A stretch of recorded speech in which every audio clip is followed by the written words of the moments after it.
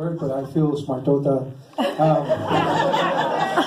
But he's right. He's about exposure and all this stuff, you know, because I always wanted to expose myself, and so here I am. So anyway, I made my own version of the T-shirt that I gave to Carlos. So this is pretty cool. I made an emoji with a feather, and so yeah, this is all cool. He's like a brother of mine, and so and then Lone Pignon, that's the name of the group. That was really cool. That's some interesting music. But I'm sitting back there, I'm going, there's Lone Pignon, but there's 3 of them. 3 piñons. And I'm like thinking, man, if I ever came home with just 3 piñons from picking piñons, my mom would be really mad. So all you picked was 3 piñons. They better be magic piñons, right? So anyway, we've been getting a lot of rain. You're welcome.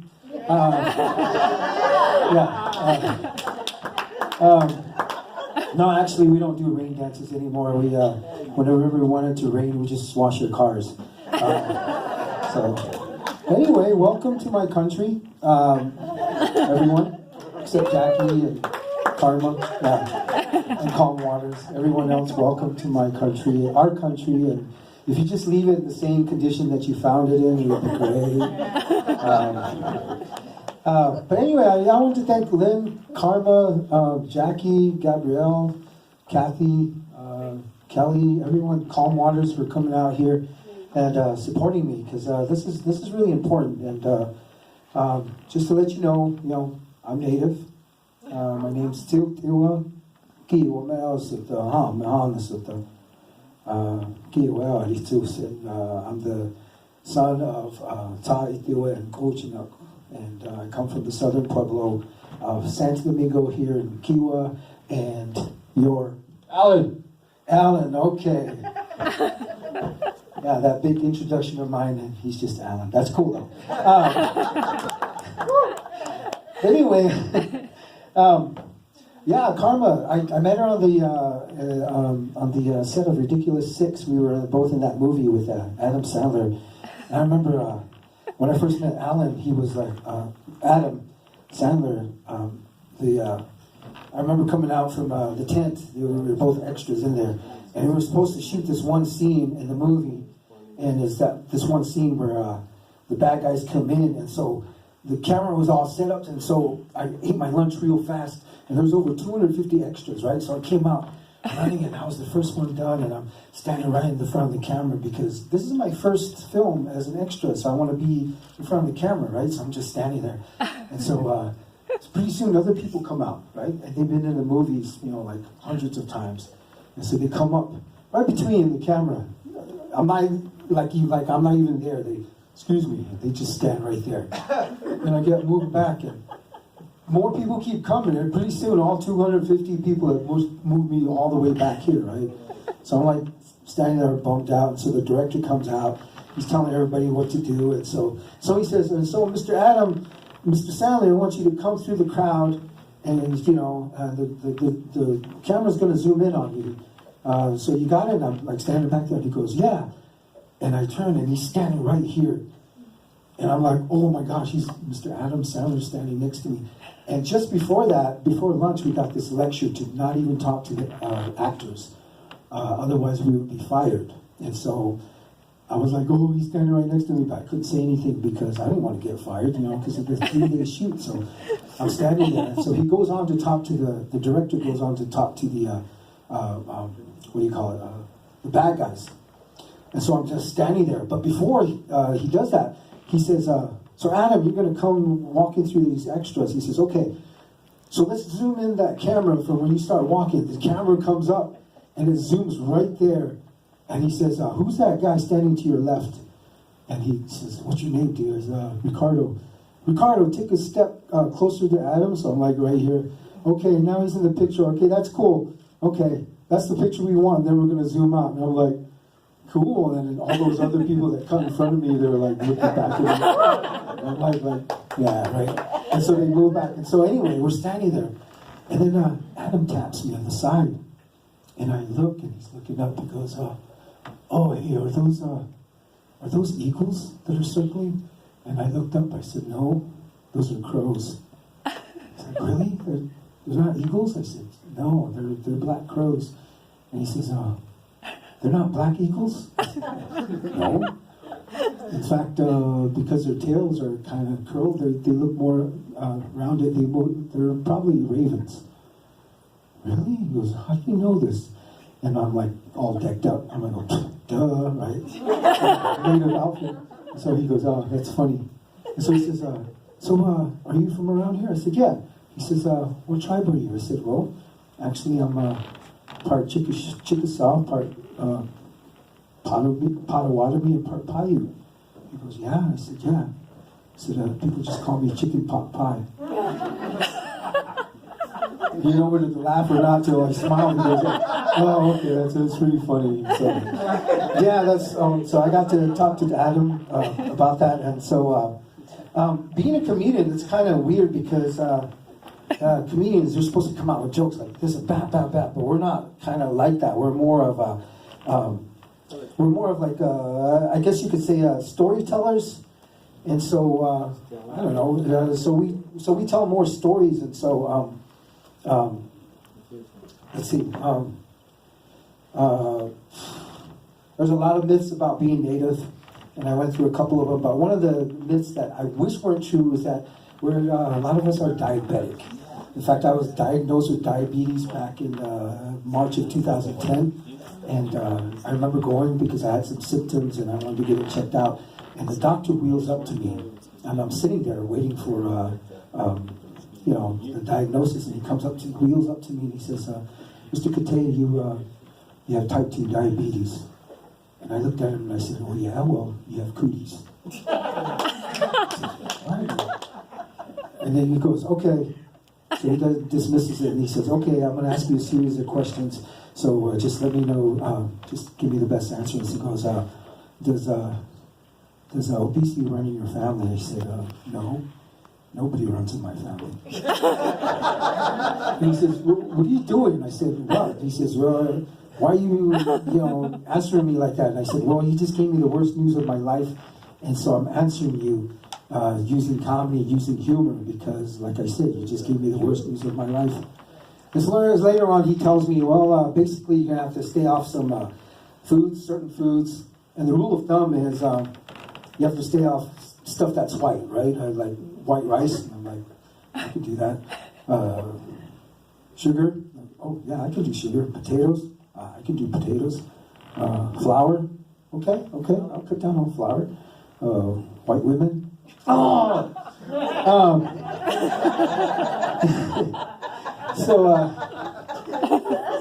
So yeah, I cut down on all of that. And so, but yeah, another story that I have is when I first went to Catholic school, not Catholic school. It was a boarding school, and it was out in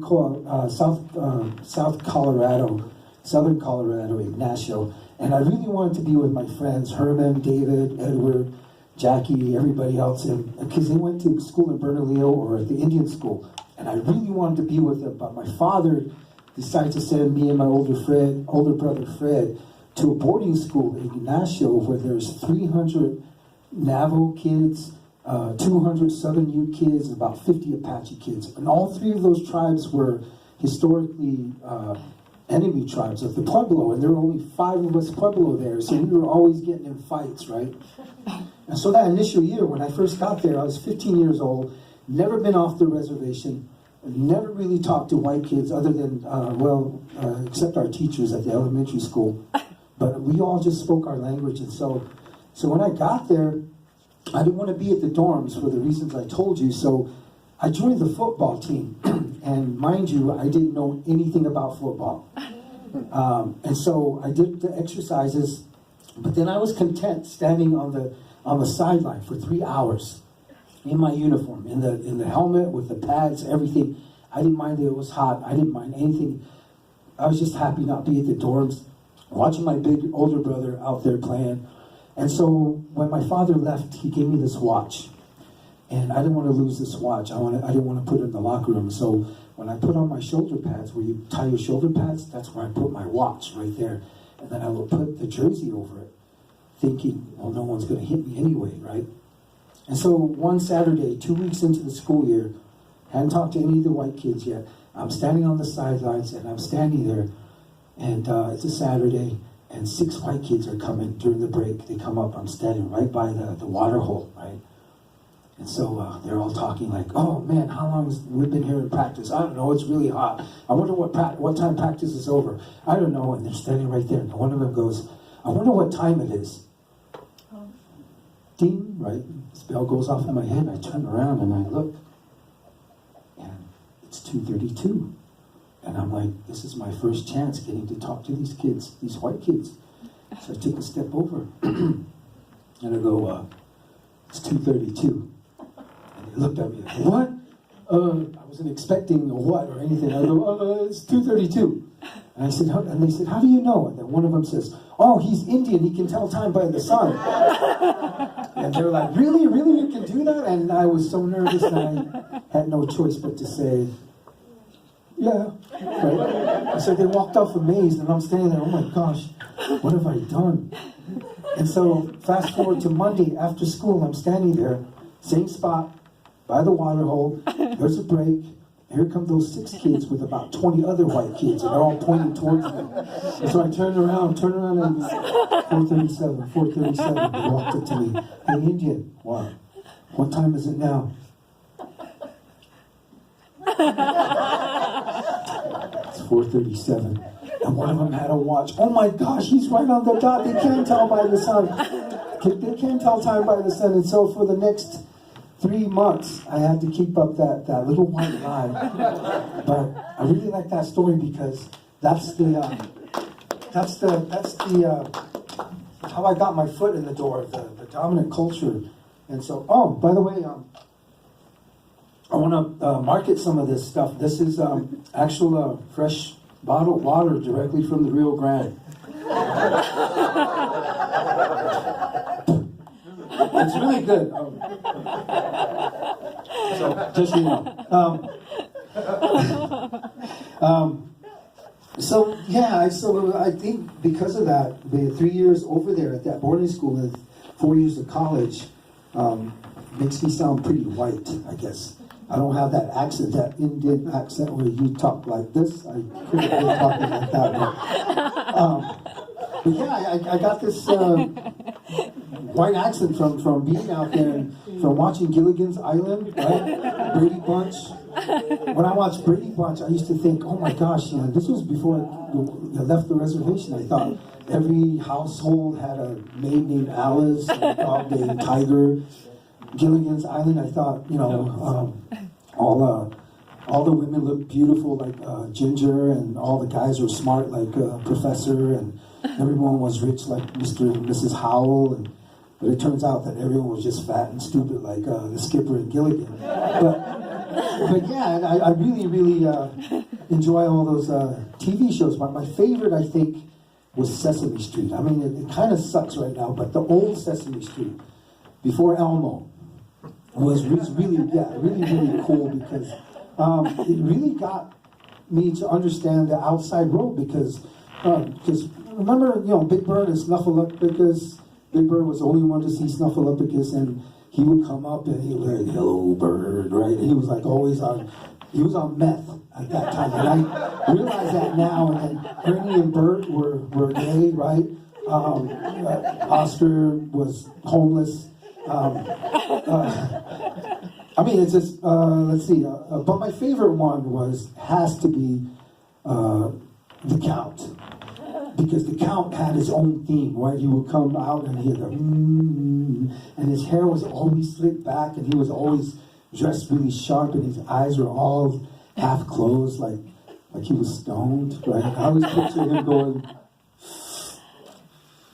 one toad, right? two toads, three wonderful toads, right?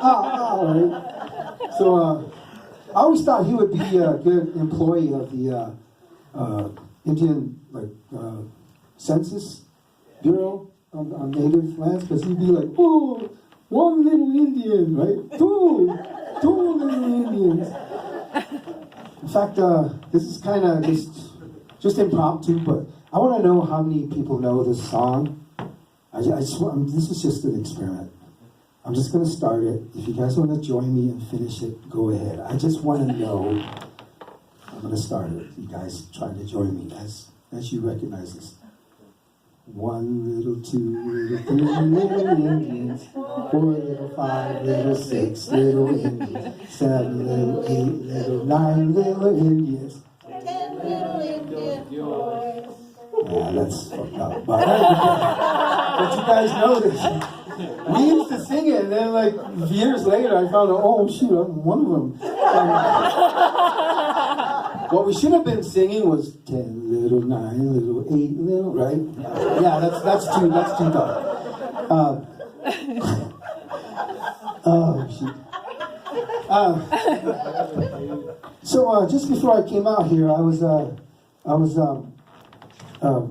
telling my mom that I was coming out here. This was last night because I don't get to see her today because she sells up here at the Portal. And so I was telling her, and then she starts blessing me in the native way where she's gonna, because I got to do this thing, and so she's blessing me.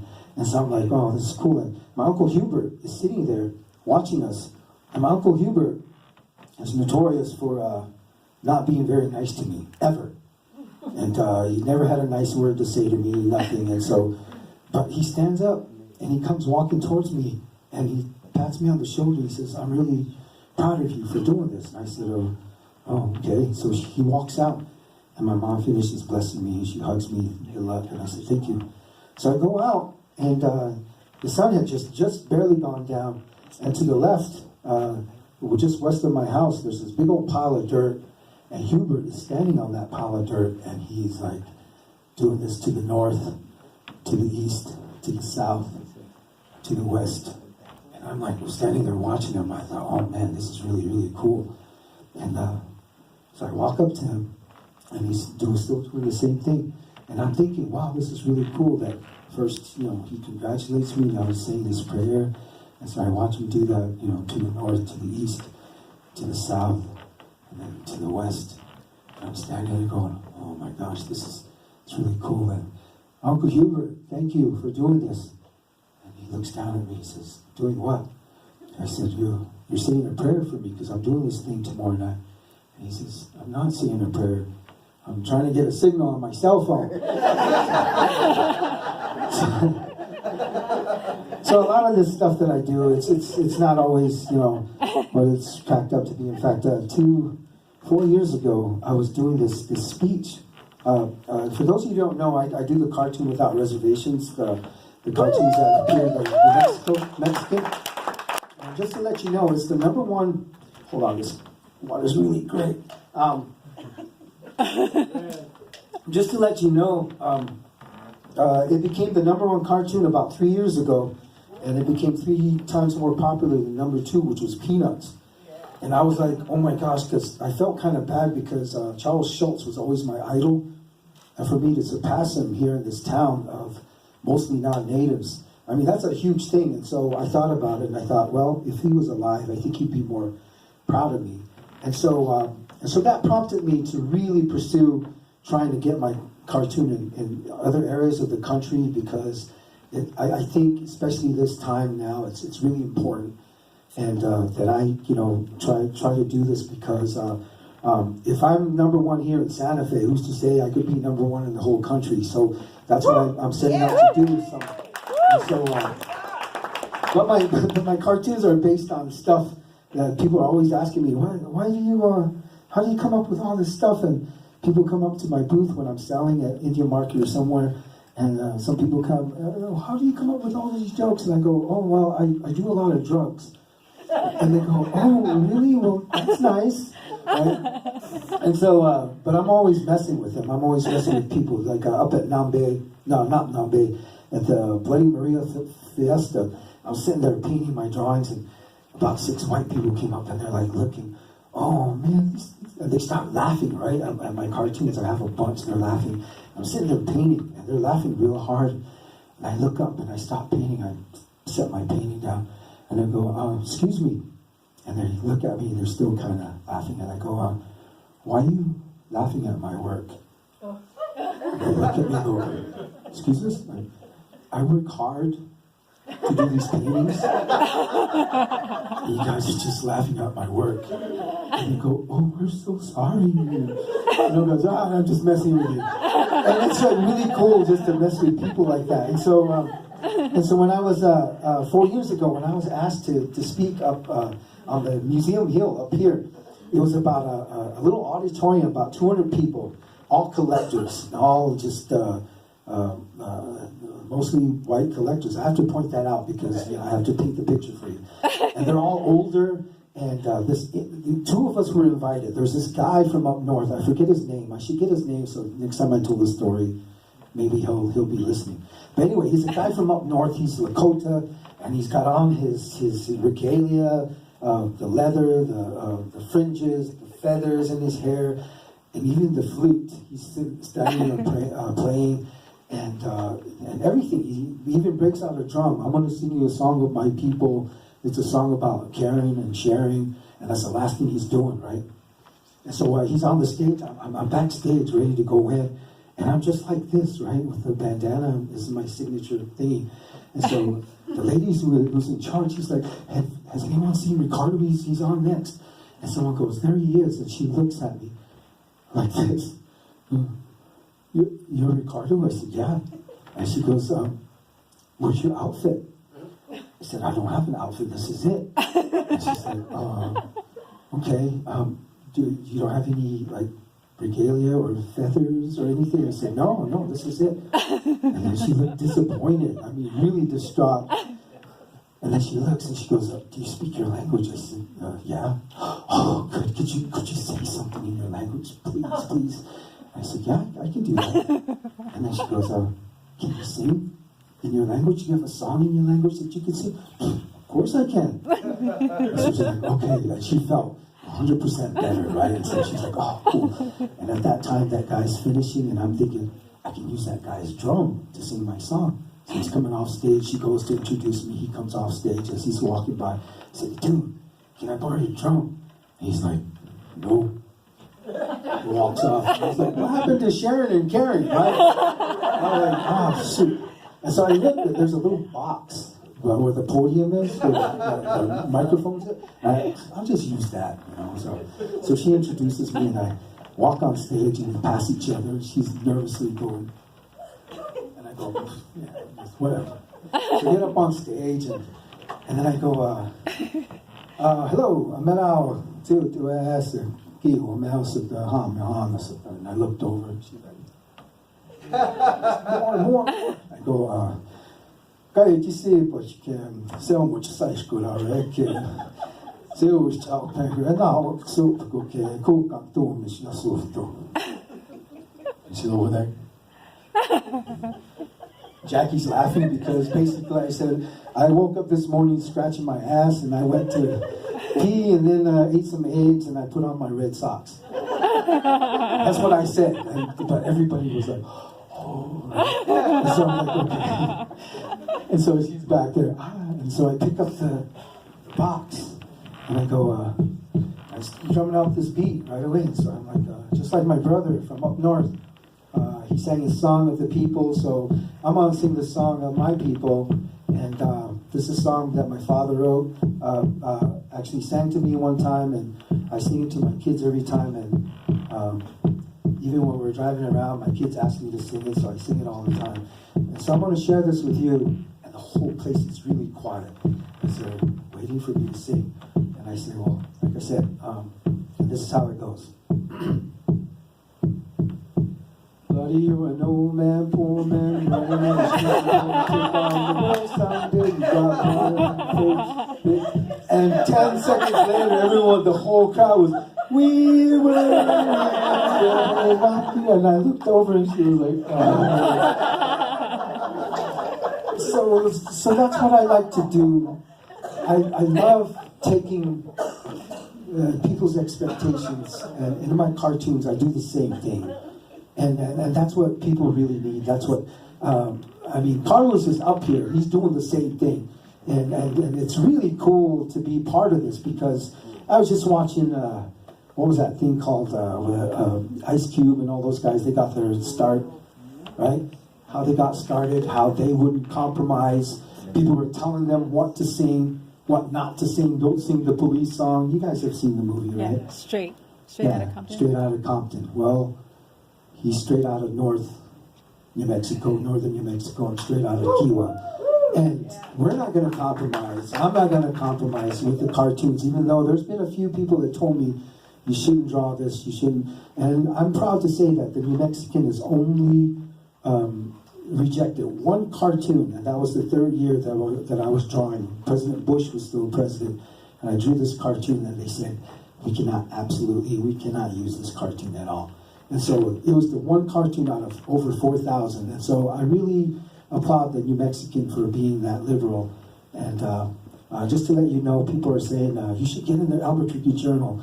Well, the Journal turned me down 3 times before I even approached the New Mexican. So, but I've been up here, you know, kind of not bashing, but telling you how bad it is about a grown-up native. But every once in a while, it's really cool to grow up in your culture because every once in a while, Hollywood comes out with a movie that makes you really proud of your culture, right?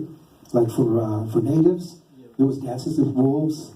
For black people, it was Roots. For Italians, it was The Godfather. For Eastern Indians, it was Slumdog Millionaire. And for white people, Brokeback Mountain. Thank you very much.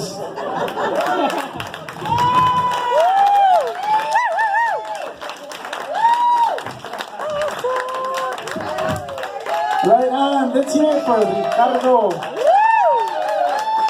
And I had told him earlier, Ricardo, that I thought your last name was Cate, but we notified it and made it Cate. So, welcome to the Norte, carnal. Thank you guys for coming. God bless you. We'll see you next time.